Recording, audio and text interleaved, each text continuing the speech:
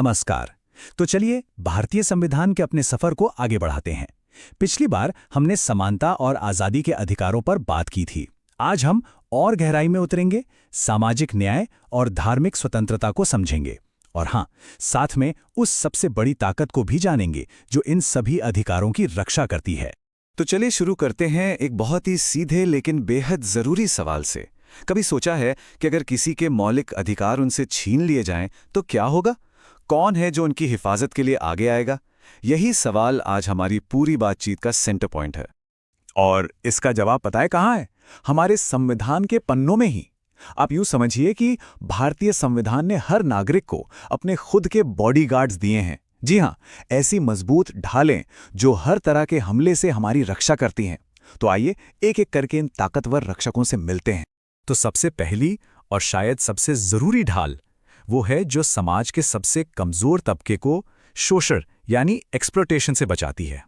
इस बात को जरा आसानी से समझने के लिए चलिए एक गांव की कल्पना करते हैं। मान लीजिए गांव का नाम है संविधानपुर। अब इस गांव में कुछ ताकतवर लोग हैं जो गरीबों से जबरदस्ती काम करवाते हैं, जिसे बेगारी कहते हैं। मतलब काम तो पूरा करवाते हैं पर बदले में पैसे या तो देते नहीं या बहुत कम देते हैं। एक तरह से वहां अन्याय का ही राज।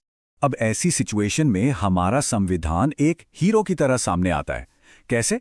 आर्टिकल 23 के जरिए। ये आर्टिकल एक चट्टान की तरह खड़ा हो जाता है और साफ साफ कहता है कि इंसानों की खरीद फरोख्त, जिसे हम ह्यूमन ट्रैफिकिंग कहते हैं, या फिर किसी भी तरह की बेगारी या जबरदस्ती करवाया गया काम गैर कानूनी है, एक जुर्म है। और जानते हैं सबसे अच्छी बात क्या है? ये सुरक्षा सिर्फ भारतीय नागरिकों के लिए नहीं, बल्कि भारत की जमीन पर रहने वाले हर एक इंसान के लिए है। और ये भी बहुत दिलचस्प है कि जबरदस्ती काम का मतलब सिर्फ शारीरिक जोर जबरदस्ती ही नहीं होता। 1982 में सुप्रीम कोर्ट ने एक बहुत ही जरूरी फैसले में इसके मतलब को और बड़ा कर दिया। कोर्ट ने कहा कि अगर किसी को सरकार की तय की हुई न्यूनतम मजदूरी यानी मिनिमम वेज से भी कम पैसे मिल रहे हैं तो उसे भी फोर्स्ड लेबर ही माना जाएगा। ये आर्थिक शोषण के खिलाफ एक बहुत बड़ा कदम था। उस संविधानपुर की कहानी में एक और अंधेरा कोना था, बाल मजदूरी का।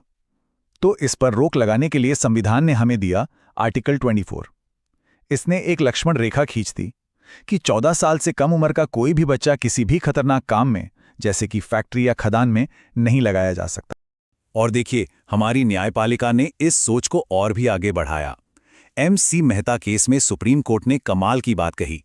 उन्होंने शोषण के खिलाफ अधिकार को सीधे शिक्षा के अधिकार से जोड़ दिया। मतलब फैसला यह हुआ कि जिन बच्चों को बाल मजदूरी से बचाया जाता है, उन्हें सिर्फ काम से हटाना ही काफी नहीं है, बल्कि उनकी पढ़ाई लिखाई का पूरा इंतजाम करना भी जरूरी है। सोचकर देखिए, दो अधिकारों को जोड़कर उन्हें कितना ज्यादा ताकतवर बना दिया गया। अच्छा, तो शोषण के खिलाफ इस ढाल को समझने के बाद अब संविधान के उस हिस्से की ओर बढ़ते हैं जिसे भारत की आत्मा भी कहा जा सकता है। ये वो अधिकार हैं जो हमारे देश की विविधता, मतलब डाइवर्सिटी, और हर किसी की आस्था और पहचान की आज़ादी की रक्षा करते हैं। यहाँ पर आर्टिकल 25 से 28 तक एक बहुत ही नाजुक और ज़रूरी संतुलन बनाते हैं। देखिए, आर्टिकल 25 हर इंसान को अपने धर्म को मानने, उस पर चलने और उसका प्रचार करने की पूरी आज़ादी देता है। आर्टिकल 26 धार्मिक समूहों को अपने मामले खुद संभालने का हक देता है। वहीं आर्टिकल 27 ये पक्का करता है कि हम लोगों के टैक्स का पैसा किसी एक धर्म को बढ़ावा देने पर खर्च नहीं होगा। और आर्टिकल 28 कहता है कि जो स्कूल पूरी तरह सरकारी पैसों से चलते हैं, वहां कोई धार्मिक शिक्षा नहीं दी जाएगी। अब जरा इस स्लाइड पर ध्यान से देखिए, क्योंकि यहां एक बहुत आम कंफ्यूजन दूर होता है। आर्टिकल 29 ये हर समुदाय को, जी हां, मैं फिर से कह रहा हूं, हर समुदाय को अपनी खास भाषा, लिपि और संस्कृति को बचाने का हक देता है। ये सिर्फ अल्पसंख्यकों यानी माइनॉरिटीज के लिए नहीं है। जबकि आर्टिकल 30 वो खास तौर पर भाषाई और धार्मिक अल्पसंख्यकों को ये अधिकार देता है कि वो अपने एजुकेशनल इंस्टीट्यूशंस खोल सकें और उन्हें चला सकें। मौलिक अधिकारों की इस लिस्ट में एक ऐसा अधिकार भी था जिसकी कहानी बड़ी ही दिलचस्प है। एक ऐसा अधिकार जो पैदा तो एक फंडामेंटल राइट के तौर पर हुआ, लेकिन वक्त के साथ उसका स्टेटस ही बदल गया। हम बात कर रहे हैं संपत्ति के अधिकार यानी राइट टू प्रॉपर्टी की। जैसा आप इस टाइमलाइन पर देख सकते हैं, 1950 में जब संविधान लागू हुआ तो ये एक मौलिक अधिकार था।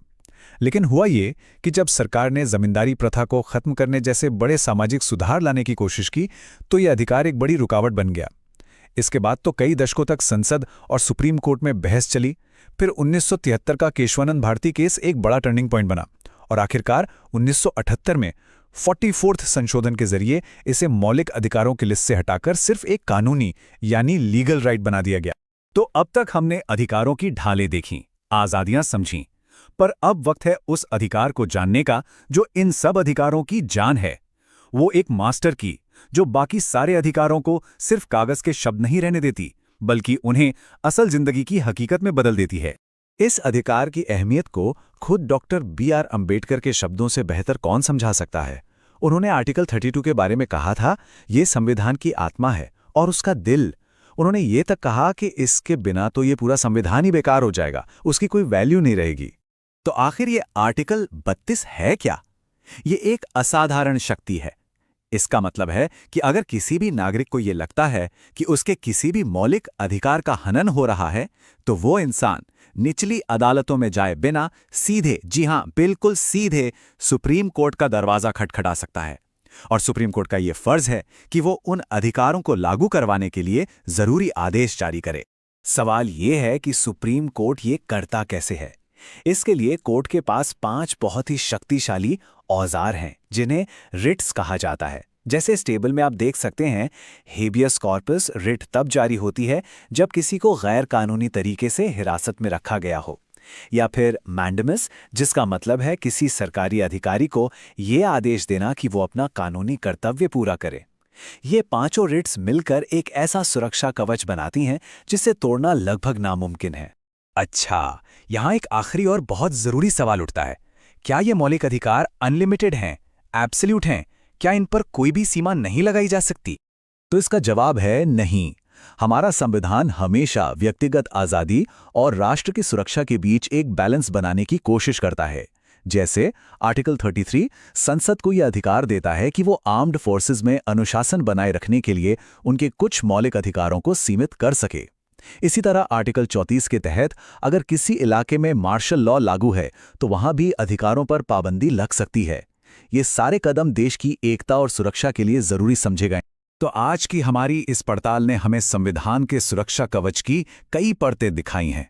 हमने उस ढाल को देखा जो शोषण के खिलाफ खड़ी है, उस विशाल दिल को महसूस किया जो भारत की हर आस्था और संस्कृति का सम्मान करता है, और आखिर में हमने उस मास्टर की यानी आर्टिकल 32 को जाना जो इस पूरे सिस्टम को असली ताकत देती है।